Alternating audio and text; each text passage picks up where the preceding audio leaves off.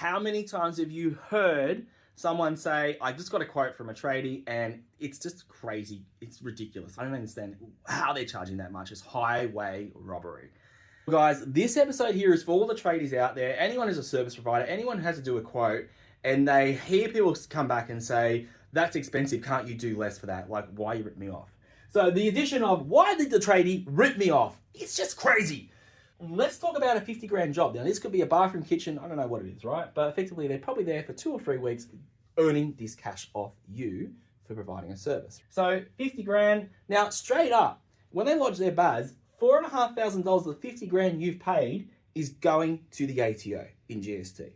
Then the next thing is you've got materials. Now, usually it's around about 35, 38%, or even up to 40% for depending on the industry. But let's assume it's $19,000 on that 19 grand. There are some GST credits that come back to the business owner.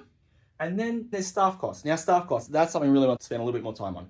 This is just not as simple as basically saying, hey, it's what they take home. There's tax in that. There's also workers' comp. Now, depending on what industry is doing that service for you, will depend on how much insurance they pay when it comes to workers' comp. Now, workers' comp covers the injuries of any employees and it's compulsory.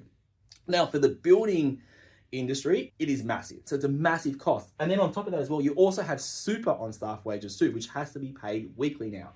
So you have this added cost of staff labor. Now, I'm also assuming in this money here, this is also the owner getting paid as well. So and then we've got overhead. So overhead's anything like insurances.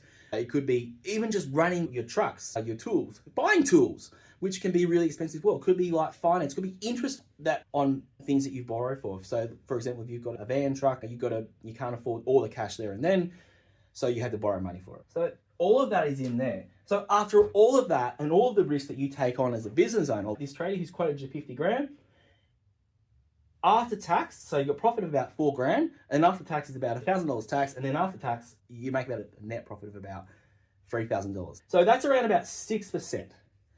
But in that number there, that profit there, because when you start a business, it's just not about being paid, it's also about having a reward for all the work and the risk you've taken on.